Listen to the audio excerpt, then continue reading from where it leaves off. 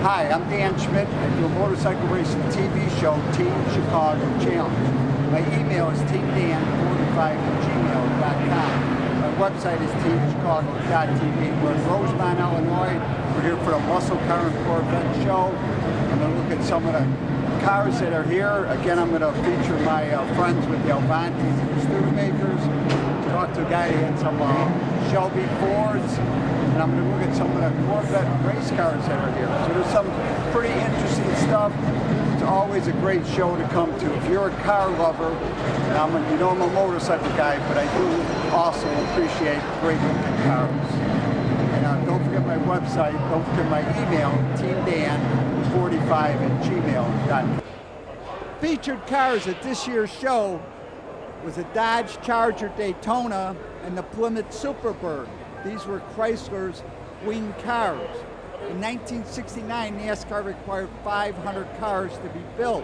So in 69, Dodge built the Daytona, Charger Daytona, and sold 503 in 1969. We are looking at a Plymouth Superbird. Plymouth got in the act in 1970. This one here has got a Hemi engine and 2 4-barrel carburetors. This one here set a Land-Speed record at the Bonneville Salt Flats when it went 217 miles per hour. So NASCAR then changed the rules in 1971, and these cars would have to run a smaller engine in order to be able to race, because these cars were running over 200 miles per hour, and NASCAR felt that they were faster than the tires and the suspension. We are looking at the window sticker for this Plymouth. Base price was $42,098. The Hemi engine with the 2 4-barrels with a $710 option. Total for this car was $5,379. Quite a deal considering this was a 200-mile-an-hour car. This car did go to the Salt Flats. Best speed was 217 miles per hour.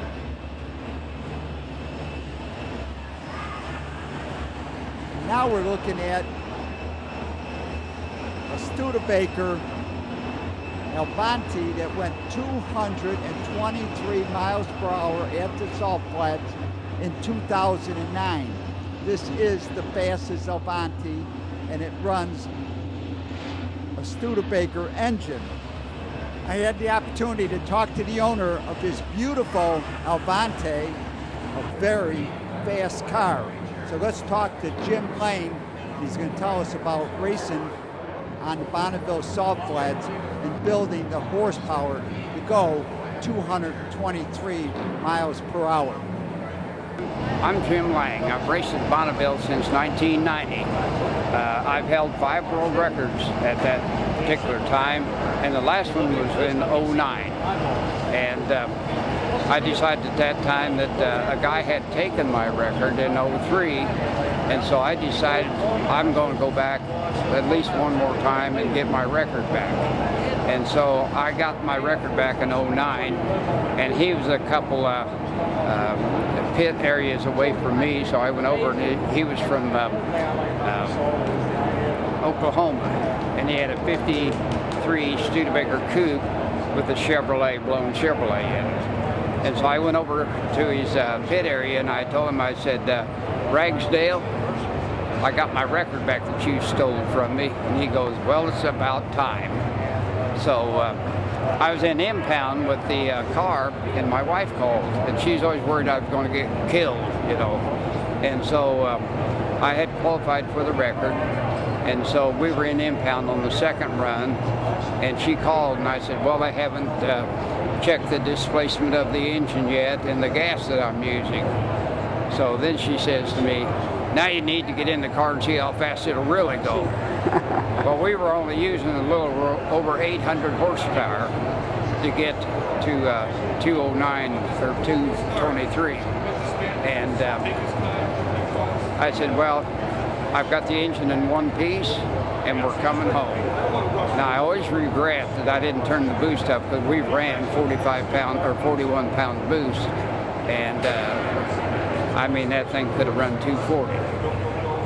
But I just said, no, I've got the engine in one piece. I've built 5 engines. I'm tired of building engines. So we're just going to leave it at what it is. If somebody comes along and gets my record eventually, that's fine too. But I got what I wanted. Okay, so tell me what you did. Fuel injected, Okay. turbocharged. I've got twin turbos on there, air research. And I've also got a Hilburn fuel injection system, mechanical fuel injection system. And I've got the head flow work that I done. We had 217 cubic foot of flow on the intakes, and it's been, I went through a number of heads just to see what I could do to raise the flow on the heads, because Studebaker original head didn't flow very well. But with turbocharged, you can get enough boost to them. You can make a lot of horsepower. So I've taken Studebaker further than anybody ever did. I called Andy Granatelli in '93 to see about what I could do about bearing clearance, and he told me. And Andy said, of course, Andy was always a salesman with STP, and so when he retired, he told me, he says, well, you need to run a dry sump system. I said, oh, I've already got that now, and I got my bearing clearances on it. And so he said, well, he says, now you need the STP in that car too. Not the new stuff, but the stuff with my name on it. So. Thank you, Jim. And now we're looking at another group of cars specially featured in this show, the Shelby GT 350s. There are 6 pre-production cars from the Shelby plant, and I had the opportunity to talk to Bill Collins. Hi, I'm Bill Collins from Harrisburg, Pennsylvania. I'm here at the McCacken 2022 Muscle Car Corvette Nationals as part of the Shelby Advanced Prototype Display. What we have here are 6 of the very first Shelby GT 350s built, designated by Shelby as advanced prototypes. They were used for engineering and showing purposes. We have car number 3, 6, number 9, number 10, number 12, and number 13. So we have 6 of the very first advanced prototype group. These cars were shipped eventually to auto shows around the country. My particular car's number 6 was the Philadelphia Auto Show showing car. Shelby later went on to build other models, including the GT 500, 428 big block beginning in 1967, and special models such as the Hertz GT 350H, which is a special black and gold model. Most of them were black and gold, that were leased to Hertz for rental purposes in 1966. Shelby production continued through about 1970, when all of the usual factors that were causing the demise of the original muscle car era, increased insurance premiums, higher fuel costs, increasing governmental regulation, pretty much conspired to end the era of what we call the golden era of the muscle car. We are looking at Bill's number 6 pre-production car. As you can see, this car is driven on the street. It is not a museum piece. On the sign that he put up, he explains that this car was sent to the Philadelphia Auto Show. He ended up buying it, and when he talks about the paint on this car, he said it took 51 years to get the paint in this condition. Yes, it is a car that he drives all the time. These cars did not come with a back seat in 1965. They came with seat belts. And now Bill is going to tell us about the number 10 car. So people often ask me, how did you become interested in Shelby Mustangs? Well, I was always a car guy, even as a teenager, and in November of 1965, I went to see a movie called Red Line 7000. We have a movie poster of it right here. This particular car, car number 10, was featured in that movie, and there was a sequence where the character of a girlfriend of James Caan, who played a race car driver, took the car around the old Ascot dirt track oval in Los Angeles. The scene was shot in dusk. It was very dramatic, with the car ripping and tearing around the track, drifting, and finally spinning out at the end. I'm 16 years old, I'm in the theater. I said, I gotta have one of them. So fast forward about 6 years later, when I got old enough to be able to afford one, I bought my car, which as it turned out was number 006, which at the time I didn't realize, but I've come to be very happy about that serendipity. So what did something like that sell for then? The fellows who owned it were asking $2,300. I was able to get them down to $1,900, and I had to borrow half of that from 2 finance companies on the same day. I got $500 from each of them. So it was the best investment of your life? I would say so, yes. And certainly in terms of not only economics, but great fun. I've never restored the car because I like driving it too much, and if it were restored, I wouldn't drive it. And that's the biggest thrill for me, is driving it, even after all these years. Thank you, Bill. And now we're looking at display for Mr. Norm's Grand Spalding Dodge. If you were up in Chicago or anywhere in the Midwest and heard on the radio the advertising for Mr. Norm's Grand Spalding Dodge, this was the headquarters for Hot Rods. We're seeing one of Grand Spalding Dodge funny cars. This is one of the early funny cars. I remember going to Great Lakes Dragway in 1968 or 1969 and seeing one of the first funny cars turn in 7 seconds back then. So this is Gary Dyer, who was the driver for Mr. Norm. And the great thing about Mr. Norm's was you could buy a car already prepped to go racing. We're looking right now at the Dart GSX. This was a Dodge Dart that you could have bought from Mr. Norm's with a 440 wedge engine, ready to go, dyno tube, ready to race, and finance it through the dealer. That was one of the reasons. And his slogan was, you can travel hundreds of miles to save hundreds of dollars at Mr. Norm's. And in the lobby of the Stevens Center, I spot this 1954, 55, maybe 56 Corvette Nomad. The Nomad was also part of the regular car. It was a 2-door station wagon. This is one of the show cars that is at the Claremont Collection, which is an automobile museum in Chicago, Cicero Avenue and Belmont on the northwest side. It's at Knox and Belmont, and it's open on Thursday through the weekend. Claremont Collections. And now we're looking at a picture from Le Mans, the 24-hour race, 1960. 3 of the Cunningham Corvettes were taken to Le Mans. They got help from the Chevy factory, and this car here, the number 3 car, won its class and finished 8th overall in the 24-hour.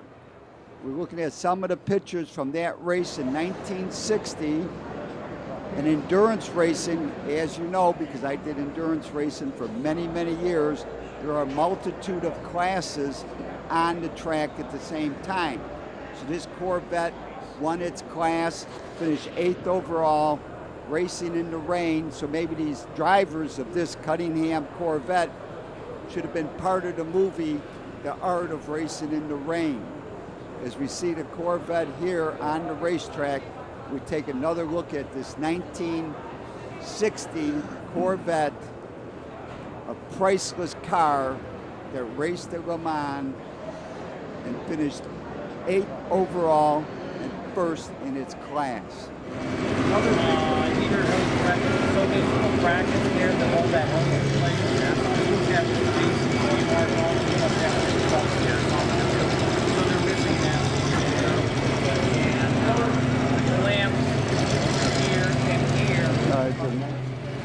A huge part of the Muscle Car and Corvette National in Rosemont is the judging of cars. If you want your car to be considered a 100-point car, it has to be judged, meaning that your car looks exactly like the way it looked when it rolled off the dealer's floor. This is a 1961 Corvette. Again, just documenting what we found. Got a little fuse at 40 amp. Okay, so that's what that means. That's correct. That's correct. Yeah. They're now looking at a 1957 Corvette, which I considered one of my absolute favorite. And the Corvette still looks like a regular sports car with an MG or a Jaguar. But that is a big part of this show, is the judging of cars. Not limited to Corvettes, they also have judging of other cars, so your car can be considered a 100-point car. And now we're looking at a 1963 Studebaker Lark. This was a real sleeper back in its day. They won many drag races. And now we're going to talk to Garvin Piper, one of the folks that worked on restoring this car. Hello, my name's Garvin Piper. My dad and I own Westmoreland Studebaker, also known as Westmoreland Antique Car Restorations. We're from Blairsville, Pennsylvania, which is about an hour east of Pittsburgh. We brought this here 1963 Studebaker Lark, which is R2 4-speed car. R2 designates the supercharger. It's pretty special. It was an early car, December production. It has some features that the later cars, which were a little more standardized, don't have. Badge placement, air cleaner placement, stuff like that.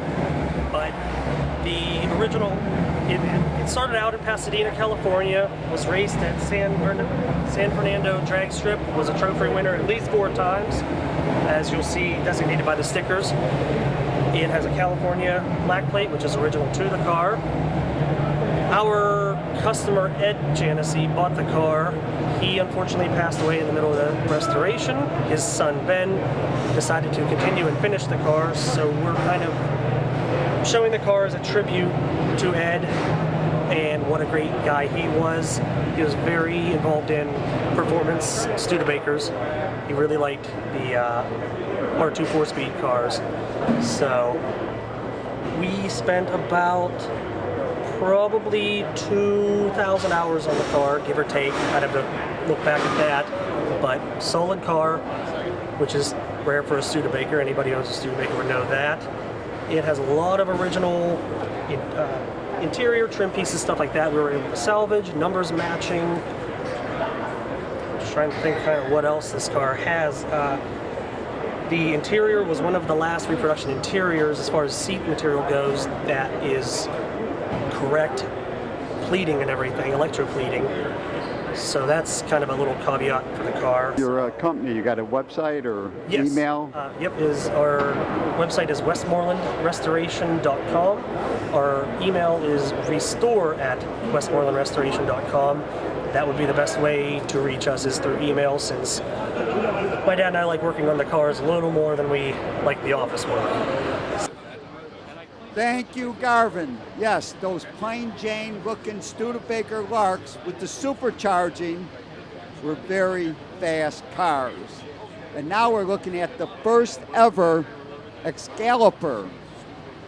This car was ordered to be made by the Studebaker company. Things changed in 1964. The style of this car is based on a 1927 and 1929 Mercedes-Benz SS. Jim Pepper was involved with the restoration of this car, and he's going to tell us about the story of this Studebaker Excalibur.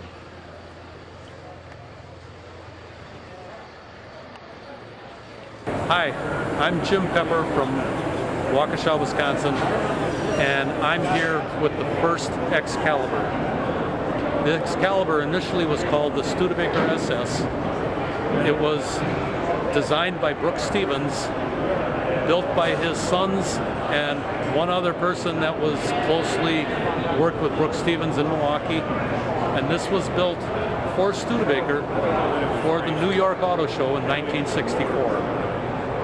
Studebaker at the time was changing direction. They did not want the car as part of the display, so it was displayed as a Brooks Stevens concept prototype.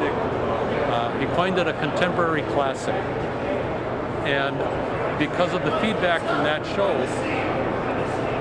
by the time Steve Stevens came home from the New York Auto Show after the 10-day run, Excalibur was a corporation in business and started building cars shortly thereafter. The first Excalibur Series 1 cars were essentially the same as this car, except it had a Chevrolet V8 in it, a 327 Chevy in it, versus the R2 Avanti supercharged 289 V8 that's in this one.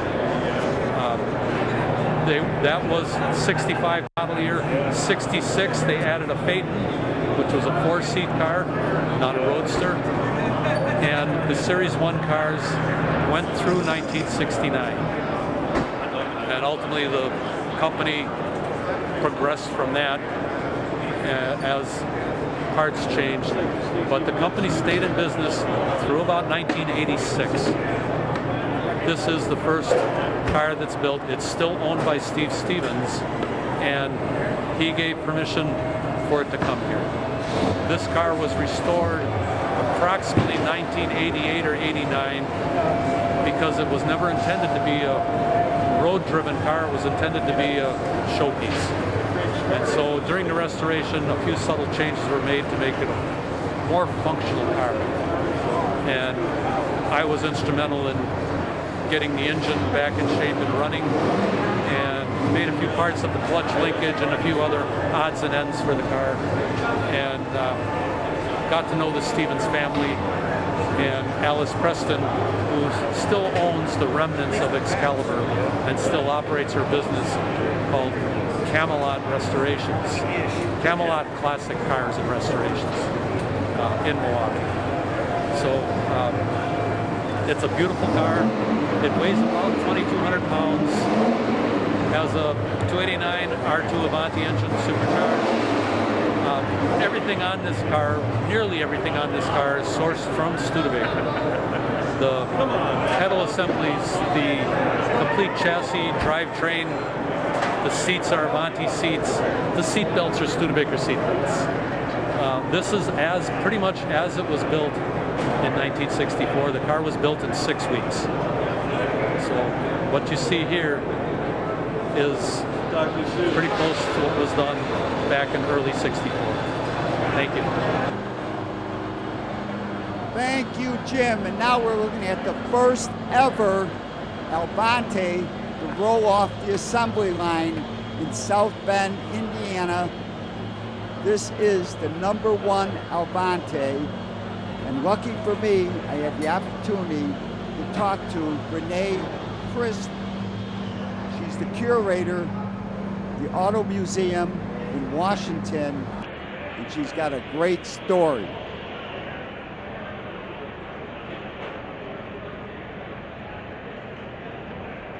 Hi, I'm Renee Crist from Lange America's Car Museum from Tacoma, Washington, and we're here to show Avanti number 1001. It's a car that was donated to the museum over 15 years ago, and we restored it back to its original condition right now. So it's here at the Chicago show to be able to be seen for the first time.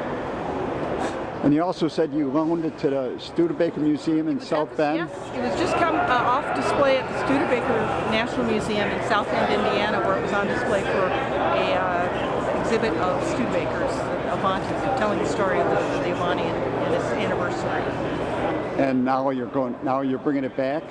No, it's going to go home. It's going to go back to Tacoma. Going back to because Tacoma, it's missed. right? So many people have been coming in wondering where our Avanti is. Right. So it's going to go back. So someone had this car. Yes, it was beat up. Actually, this is the #1 car, and we've documented this one as being the car that stayed in South Bend and was actually used as their training car for the first year of its life.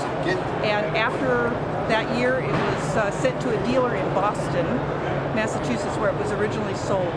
Went through several owners there. I was able to find the original owner, who lives in Florida. He came up just this last summer to see the car.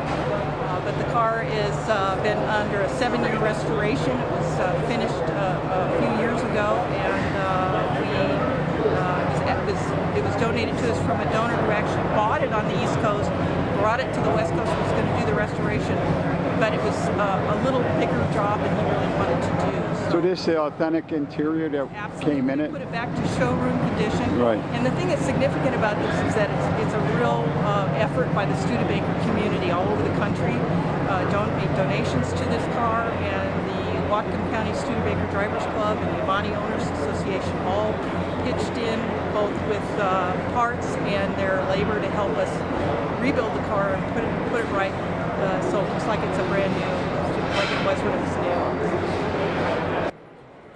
Thank you, Renee. What a chance at the Muscle Car and Corvette National Show in Rosemont. I get to see the #1 first ever Excalibur and the #1 first ever Avanti.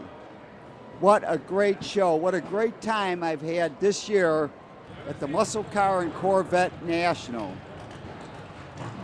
Also, I spot, and this is Nelson Bowles, brought a garage find or a barn find Avanti. No engine, pretty beat up. He didn't tell me exactly how much he paid for this car, but I'll be coming back to see what Nelson does over the next couple of years. I'm sure this car will be in this show sometime. For more information on the Muscle Car and Corvette National, their website is www.mcacn.com, and make plans to join us in 2023.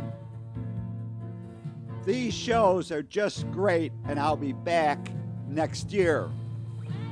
Want to contact me? It's teamdan45@gmail.com. I love to hear from my audience. I'd like to know what you think of these shows. Remember, you can always search on YouTube with Dan Schmitt Motorcycle Racing for great motorcycle racing action. And I highly encourage you to visit the World of Motorcycle Museum off Indiana 39. They're in Winamac, Indiana. That's 4 miles south of North Judson. Give them a call first at 574-896-3172. It's a great trip and a great collection of motorcycles.